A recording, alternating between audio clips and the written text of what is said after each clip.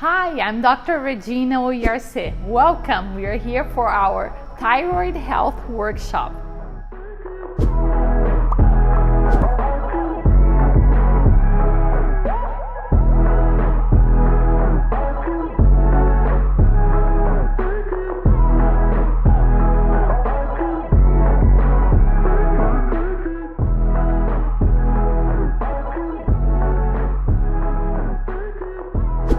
Well, good morning, everyone.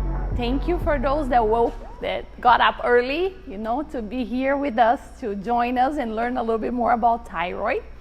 It is a topic close to my heart because I have thyroid disease, right? I have Hashimoto, and I was diagnosed many years ago in 2013. And since then, I managed naturally to stay out of trouble somewhat, right? But it was a long journey. I learned a lot through diets, supplements, things to avoid, and then I will share about that today with all of you here, and then it will be an exciting morning. So thyroid health, it is a big topic. We see nowadays a lot of people suffering from thyroid problems, right?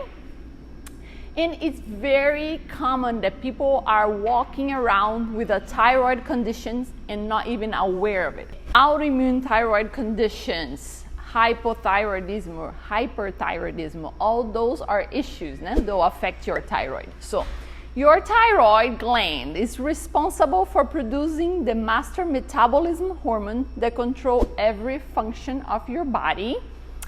Thyroid hormones interact with all the other hormones, including insulin, cortisol, sex hormones like estrogen, progesterone, and testosterone, right? So it's very important because it controls your metabolism, right? If the thyroid is not working well, then you'll be in trouble. Almost 90% of the thyroid hormone produced by your thyroid is in the form of T4, which is an inactive form, right? And then your liver then converts T4 into T3, right? That's an important information because also nowadays we see a lot of people that have thyroid disease and are taking thyroid hormones and they just take the T4 form, right? And that can be a trouble for the body because you won't be able to convert it properly to T3. So just to cover itself and do some major understanding here, we have TSH that turns into T4 that turns into T3. But TSH is not a thyroid hormone. It's produced by your anterior pituitary. So what amazes me is most of the time people go to their primary care physician, they get some lab work, and basically what they are being testing is how is your pituitary working. So TSH is thyroid stimulating hormone, is done by your pituitary. T4 contains 4 atoms of iodine, and then T3, 3 iodine atoms. So let's revise a little bit. So what I mentioned before is TSH, right? They will check if it is in range or out of range, and most of the time they will not go further, right? They will not test your T4, your T3, and how is that working. They will see hyperthyroid. What will happen in this case scenario? Your T3 and T4 will be up, so your TSH will be down, and then the hypothyroidism, you see the TSH high. So that's another common mistake. I want to point it out. People would come to me and says, I have my hormone for the thyroid is high. And what's high? Is the TSH or the T3 and T4, right? Are we understanding? Because that's a difference. So most of the time they'll test TSH is high. Then what it needs to happen? Those two hormones are down, so it's a negative feedback. So this is a loop where your brain here, your hypothalamus is constantly monitoring, telling the pituitary to produce the thyroid hormone that will make your thyroid gland works, and then this is the cycle. So here in the top you see factors that contribute, that helps the production of hormones, right? Then it talks about specific nutrients. You need to have good iron, right? So if a person is anemic, your thyroid is going to be struggling. You also need iodine. You need tyrosine, zinc, selenium, vitamin E, vitamin B2, B3, C, D. So you need good nutrients in order to be able to produce your hormone, right? On the opposite side, it tells you things that will go against you, that won't help you produce these hormones, right? So we have stress, infections, either trauma, sometimes medication, and then fluoride. And then I'll explain why that's a problem. You guys will visualize that a little bit better. And then toxins and autoimmune disease, right? So if you have some type of autoimmune disease, that inflammation will also impair the production of hormone. We need to make sure that things are converted. Remember that we said, well, you produce mainly T4, but you don't do anything with T4. You need to convert it to T3, which is the form that you can use. If this is not functioning well, then you'll be in trouble too. So here, how do you make that function better, right? So selenium and zinc, they're shown to help you convert better, right? Then the other factor is sensibility, right? So in your cells throughout the body, right, you have receptor sites for those hormones. When the hormone comes, it can bind to the cells. So that function has to be done well too. So vitamin A, exercise, and zinc are shown to help with that. So hypothyroidism. Hypo means low levels of thyroid. Occur when a thyroid produces too little hormone, often linked to iodine deficiency. So mainly countries in South America, right, is where you see more common that issue. In the United States, they issue a law where they made a mandate to have iodized table salt in an attempt to correct goiter, because worldwide there was a lot of goiter problems. So there's a big guy in that iron supplementation. His name is Dr. Brownstein. I have a book, I read about it, I watched some videos, I took some workshops, on that topic,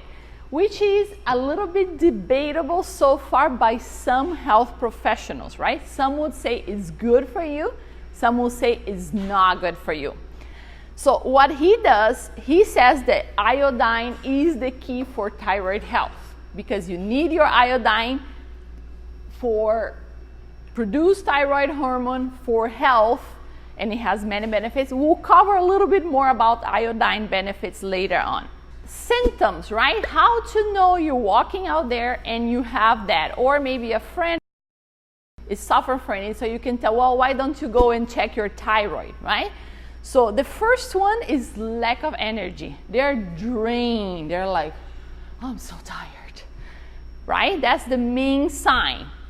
Then the second one is weight gain. People with hypothyroidism, they will all of a sudden gain weight and they can't lose it. They'll do diets, they'll do everything, and no, they can't lose weight. Hair loss is another one. And then sensitivity to cold. They will usually feel cold all the time. Cold hands, cold feet. That's one of the big signs for thyroid issues, right? You are not able to control your body temperature well. So low basal temperature, less than 97.6 Fahrenheit on your body, it's saying that over minimal 3 days, that's a sign that your thyroid is not working, right? They also have systems that they do measure your temperature in the mornings and things like that. So now we're gonna go to the other extreme. So we talked about hypo, which is underworking thyroid. Now we're gonna go to hyper, right? What happened in that case? Occur when your thyroid is doing too much hormones, right? So often linked to an inflammation of the thyroid gland. So when you see the words ending in itis, itis means inflammation of something. So your thyroid got inflamed and all of a sudden is producing hormones like crazy. Could be due to an autoimmune disease, right? And then we'll cover those autoimmune diseases shortly. So what are the symptoms that you see in that case? So hyperthyroidism, you feel restless, agitated, nervous, irritable, sleeping poorly, you can't sleep. You have frequent bowel movements, irregular period, so you lose weight, right? Abnormal weight loss, and then heartbeat. So the person usually will feel like palpitations, the heart, the chest is like going crazy, and then the eyes can start protruding a little bit, so you start having what they call the big eyes, or the eyes that pops out a little bit. Autoimmune conditions of your thyroid. We spoke about the general term where we mean inflammation of the thyroid, right? So thyroiditis, and includes a group of individual disorders causing thyroidal inflammation. It presents in a different way. The first one I'm going to talk about is Hashimoto. It is an autoimmune disorder in which antibodies are created against your thyroid gland, and there is a chronic inflammation scenario. Over time, your thyroid gland will stop producing, leading to hypothyroidism. But on the beginning, your thyroid will still be producing, so you can be undiagnosed for a little bit. That's exactly my case. I have Hashimoto disease. So many people are walking around with a sluggish thyroid, or even maybe an autoimmune, and they are not aware of it. Most of the time, they'll become aware of the problem when the thyroid is already not working. So what do you see when you end up in a hypothyroidism? One more time, intolerance to cold, the hairline will go up, facial edema, you look like dull expression, fatigue, hair and nail issues, right? Dry skin, and then usually tendency to constipation. So the other end, which is too much, will have the Graves' disease. Autoimmune that leads to a generalized overactivity of the entire gland, leading to hyperthyroidism, right?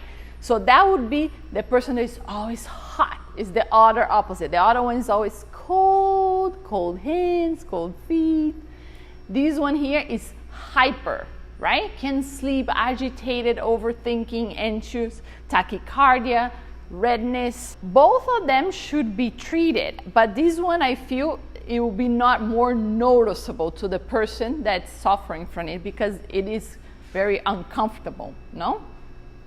Especially the sleeping, the sweating, the agitation, they will notice it, the difference. Continuing. So let's talk a little bit about goiter. Some of you may have heard, some of you may not have heard. Goiter means your gland is enlarged, right? It doesn't mean that it stopped working, but if there is an enlargement of your gland, right, can be to autoimmune or not. So simply refer to abnormal enlargement of your thyroid gland. Does not mean that your gland is malfunctioning at the time. A goiter can occur in a gland that is producing too much hormone or even too little hormone. So when there is a swell up of the gland, it means you have a goiter. That's the term that they will use. And then the last one I want to point it out is thyroid nodules. So you have abnormal growth of the thyroid cells and form lump within the thyroid gland. Although the vast majority of thyroid nodules are benign, so that doesn't mean you have cancer, right? A small proportion of the thyroid nodules do contain cancer. So that's the importance of you checking out. Okay, so now let's recap a little bit what we talk about. We talk about hyper and hypothyroidism. So hyper means too much. Very good. Hypo, too little hormone. So hyper, you'll be agitated, hot, palpitation. Hypo, a little bit more slow, cold, right? Then within the thyroid, we have the thyroid as like inflammation of the gland, and those things can be combined or separate. What do I mean by that? You can have an autoimmune plus a goiter, right? Plus thyroiditis, right? Or you can have it separate, right? One thing can be combined or not. How they detect it. First step is blood work, but I highly recommend if you suspect that you're having thyroid issue to get ultrasound. An ultrasound can detect if you're having either a goiter, if you're having nodules, if the thyroid is enlarged, right? So that's another good route. And also make sure that when they order blood work, you talk to your doctor, can you please do a more complete thyroid panel, right?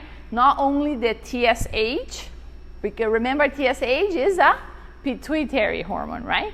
We wanted to have a complete panel where you can have TSH, T3, T4, right? So to really see how is that thyroid doing, okay?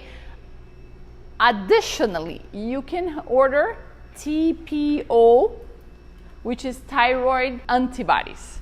So that is a good test as well and helpful to see if you are on the beginning of an autoimmune condition for your thyroid. So it will show if your body is attacking your gland or not. They won't commonly prescribe that, or they won't order those tests unless you ask or you say, I suspect that that's what I'm having. So things that will destroy your thyroid. If you wanted to avoid having thyroid issues, or if you're already having thyroid issues, number one food that needs to be gone from your menu, cut it off, is gluten. People say, oh, I can do that. Well, I was able to. If I can do it, you also can do it. And I know many people that did, right? And some of maybe here also are gluten-free, right? Maybe I know people here that are gluten-free already. So gluten along with other food sensitivities. So just to point it out, sometimes it's not only gluten. Every human being is unique. And sometimes you are reacting to something that you're not even aware. Maybe it's the eggs, maybe it's nuts, right? So there's different food that creates allergy. And actually we covered in a previous workshop about gut health that is giving you trouble, that you should be aware of it. And maybe you can do a test. There is a test that's called food sensitivity, okay, to see what foods create inflammation. So gluten causes an autoimmune response in many people, especially for Hashimoto, right? A common autoimmune thyroid condition. So 30% of people with Hashimoto, they cannot have gluten, okay? Number 2, soy. Soy is not a healthy product. People say, oh, let me eat healthy. Let me have a soy milk or soy burger. Some of the health food companies made people believe that that's a healthy alternative, but it's not. It is very bad for your hormones. Why? It's a phytoestrogen, right? It takes the place, it disturbs your body. Potent anti-thyroid agent, and it can cause hypothyroidism. So you'll disturb your thyroid as well, and other hormones, right? Nowadays we see so many people with breast cancer with excess estrogen on the body. So we have to be careful to those foods, plastic container things that will take the place of an estrogen, right? They will act like one, but is not one. Number 3, we go for pesticide, especially methyl bromide, usually made on strawberries. So I advise, I know it's expensive, but I highly advise, when possible, buy organic, right? Because some of the pesticides, it does create trouble for the body, for your thyroid and for your body overall, right? And then baked goods. And then some people say, well, I just eat a gluten-free substitution if I'm not gonna have gluten. But you also need to be careful with baked goods, because baked goods use potassium bromate, right? And we're gonna talk a little bit about that right now. So a side note on that, So potassium bromate is illegal in the entire European Union. It's also illegal in Canada, Brazil, and other places because it causes cancer. And it is legal in the United States. Since they used in 1914 to bake things to make it soft, you know, all those baked things that you like, could be trouble for you because specifically they put bromate.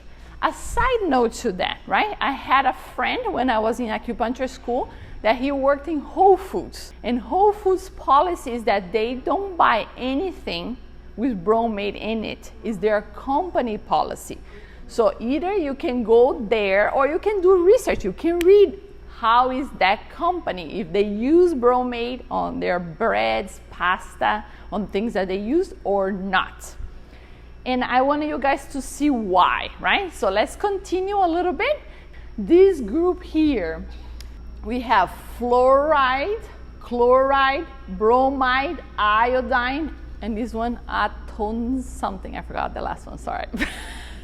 But anyway, this group here, right, will compete for the same spot receptor. Your thyroid needs iodine, but guess what? You won't have the iodine because you will be in the same spot. You'll be the fluoride from your water, the chloride is on pools, swimming pools and waters, bromide on your bread, and here's the iodine. Guess what? We are in trouble because there's a lot of things that we consume daily taking the same spot and destroying thyroid function. That's where the problem is coming from. So the water supplies in the United States, toxic. If you Google that, you see how many articles it has about that because they mandate, they put, well, we'll put fluoride in the water. You go to the dentist, my kids, the dentist said, oh, let's put fluoride so they don't get cavities. It's like, no, I don't want a fluoride on there, right? So what does that fluoride do? Wreck their thyroid function, okay? So now that we are aware, the little bad guys out there that are competing against your iodine that you need for your thyroid, I think it makes you a little bit more aware of problems in the food you eat, like baked goods, right? And also the water, right, that has the fluoride in it. So the iodine solution, that's the big guy here, Dr. Brownstein protocol, right? And basically iodine is essential for healthy thyroid function and for metabolism. It has many benefits, like it's antibacterial, antiparasitic, antiviral, anti-cancer. It has 4 significant roles in the body, mainly to maintain your weight and metabolism, to develop brain, cognitive function in kids, and optimize fertility, and also boost your immune system. So there is a lot of research being done on that, and he's a big one on that. He loves and treats almost every patient with supplementation for iodine. And I like it, but I do feel that it needs to be careful with that, right? So it needs to be a good source, and we're gonna talk about that a little bit too. So, how to address and boost metabolism. So first of all, I would say underlying cause. What is that is disturbing my thyroid? People think that the thyroid is the bad guy. Thyroid is actually the good guy, right? It's the one that is helping us all day long and being attacked all the time.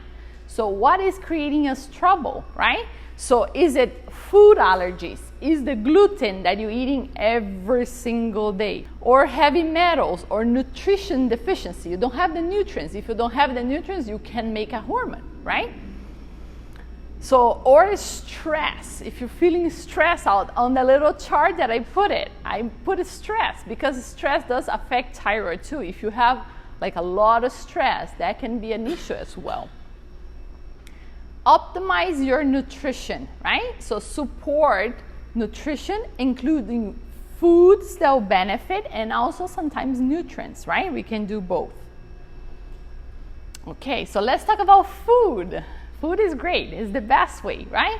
So remove foods that can be inflammatory. Have you guys heard about nightshades? Nightshades can create inflammation. Dr. Gary Gundry, he's big on that. He's a known cardiologist in the US, and he created videos, lots of materials that he fixed a lot of cardiovascular problems removing that from their diet, right? So, and examples are tomato, peppers, eggplant, right?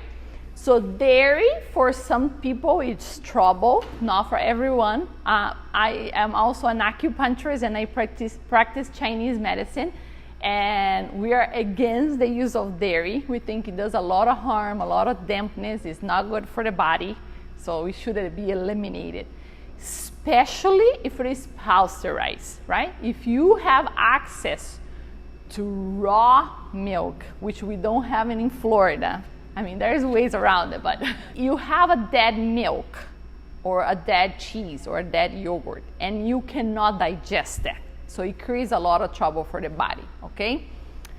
So then sweeteners, and then like obvious one like grains and soy. And then what I said it before, gluten. For those worrying about thyroid, it's completely out of the menu for now. Any thyroid issue, gluten has to be removed.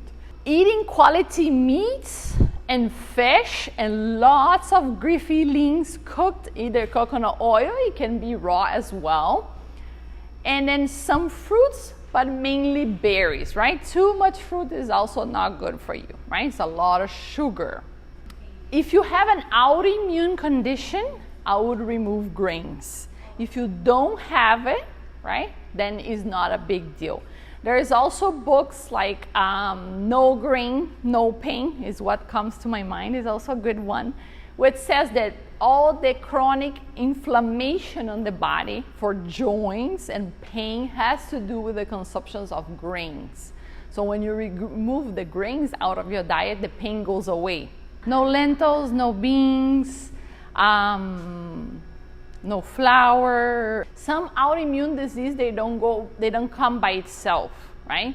So I'm gonna just take a side note here. Some people have the mentality say, well, I just, take out my thyroid, or when we stop working, I'll just drink the pill. What's the problem with that if you have an autoimmune? The autoimmune condition won't go away. Your body can overreact to anything, and you can change from one autoimmune to another autoimmune, right? So they are kind of bundled as per se, right?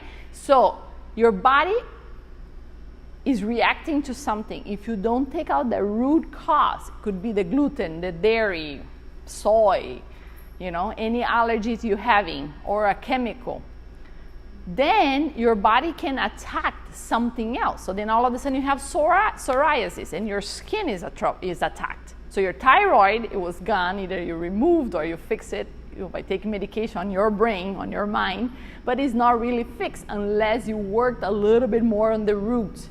And that goes back to cleansing the intestine, healing intestinal wall. So that's a topic for gut health, right? If you really want to work on the root problem for autoimmune, the focus, or what I want you to take out of here, is go and look into gut health, right? That's the way to go there. So I'm gonna talk about another favorite. I think coconut oil is great. I suggest at least 2 tablespoons per day, right? So in the morning, what I do before I have my breakfast, I get coconut oil and I just drink it, right? So it helps with all my digestive tract.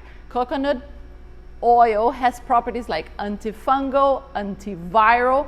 It's also great for the thyroid because it has medial chain fatty acids and lauric acid. It also helps you lose weight. People say, oh, I want to lose that belly fat. What do? Have more coconut oil. You can have 2 to 4 spoons a day, you're safe. Another benefit of coconut oil for cooking, right? Coconut oil can hold a little bit higher temperatures like other oils cannot, right? So I just spoke about soybean bad. So don't use soy, like the vegetable oil, right, to cook at home. Buy the coconut oil and cook with coconut oil instead. So that's a better choice. Yeah. At first, yeah, I see some face like, I'm not sure if I'm gonna like that. At first it's a little weird, but then I already got really used to that taste and the consistency.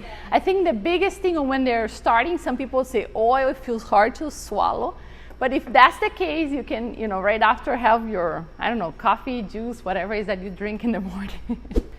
So I'm gonna go over the ones that I pick and I like, and then there's more, supplements that can be used, and it's also case by case. Some people can do one supplement, some people cannot.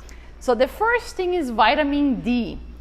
This is common for people to have low vitamin D and thyroid issue. Now actually it's crazy, like almost all the patients that I see, they bring their blood work and they say, oh, my doctor told me I'm low in vitamin D, even though we're in Florida, right? How do you get vitamin D? Do you guys know? Through the sun, and then you need to have good acid on the stomach, right? So, but we managed to be low in vitamin D. It's all with avoid sun, get cancer, so now we're staying everybody indoors, and now we have this other issue, low vitamin D. So this vitamin D here that I'm gonna talk about is the company that I carry here. It's called Biotics Research. I like it because it's made just basically with sesame seed oil. So I like things that are very natural, and this is also in a fat-based micro emulsion, which makes you absorb better.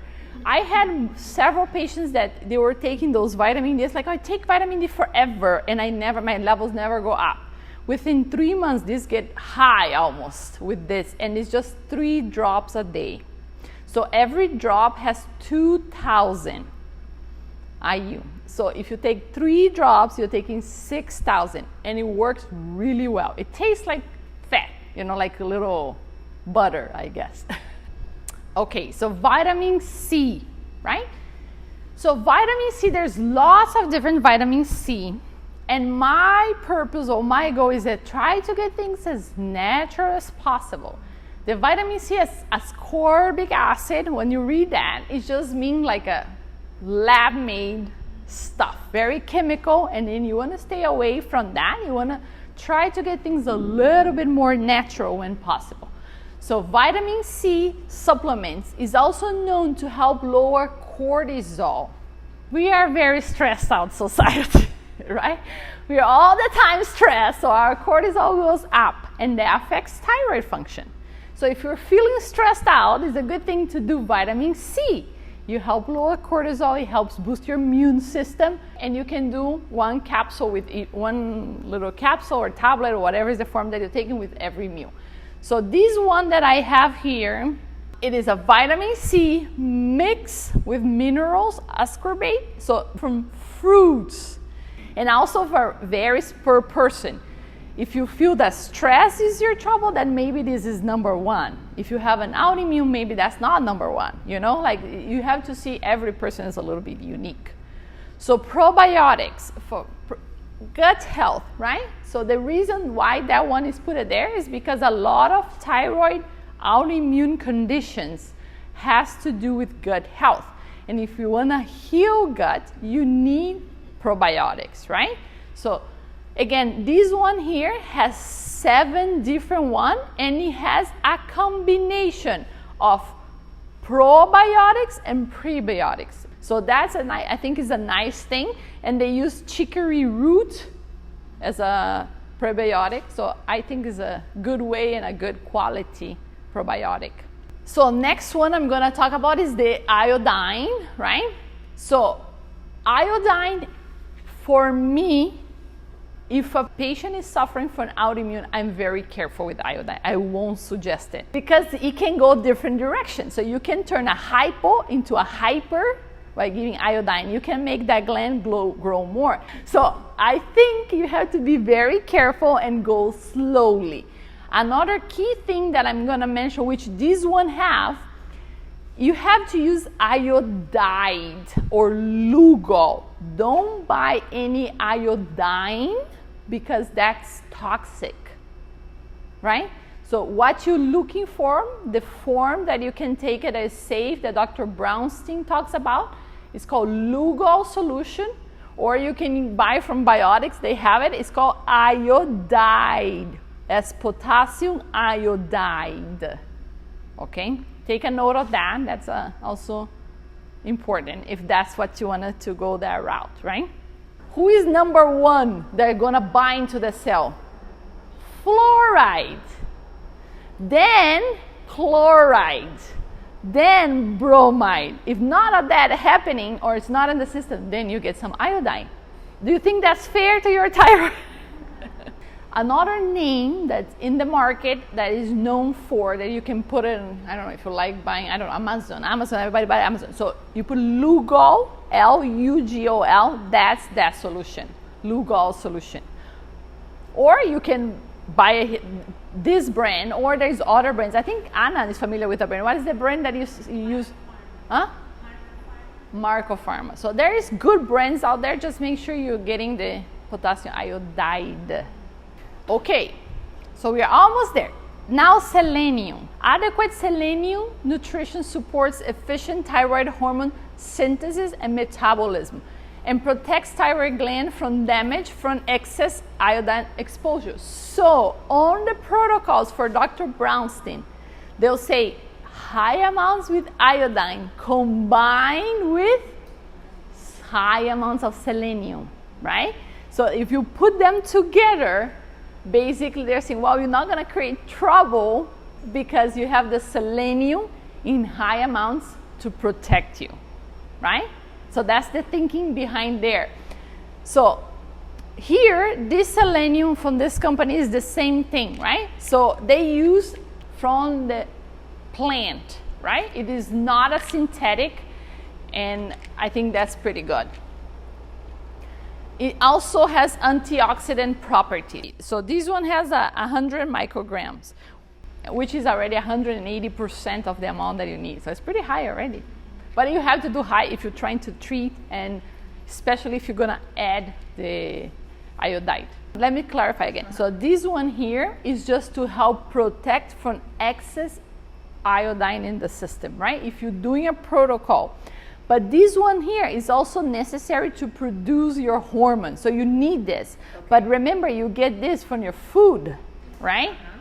But sometimes people don't eat well, or their gut is not good, so then you're not getting it. So if you have a thyroid condition, then you should be on this one as a precaution. So those supplements that I'm talking about is, if you already have a thyroid condition, then you should be on those. That's my opinion. Like, that's my little protocol. I'll take it, you know, but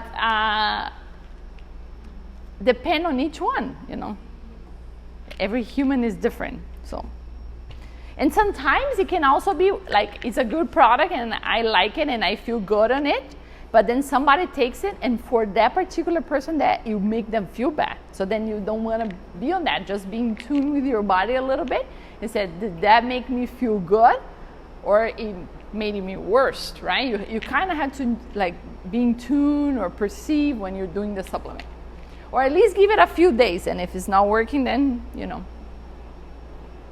So different type of magnesium, right? Wow, a huge list. There's even more than what I put here, but anyway, so I use magnesium chloride because it's the most common in the market. You see that one a lot. So that one helps with sleep, digestion, both health, and give a little sense of calm. Magnesium sulfate, think about Epsom salt. Who haven't heard of that? They're a little sore, they over-exercise, right? So they do a Epsom salt bath, that's that one. So magnesium citrate, people that are constipated, that's a good magnesium to take because you will promote bowel movement. Right? So it helps with constipation. So then maybe that's the magnesium for you. So then you have magnesium oxidate.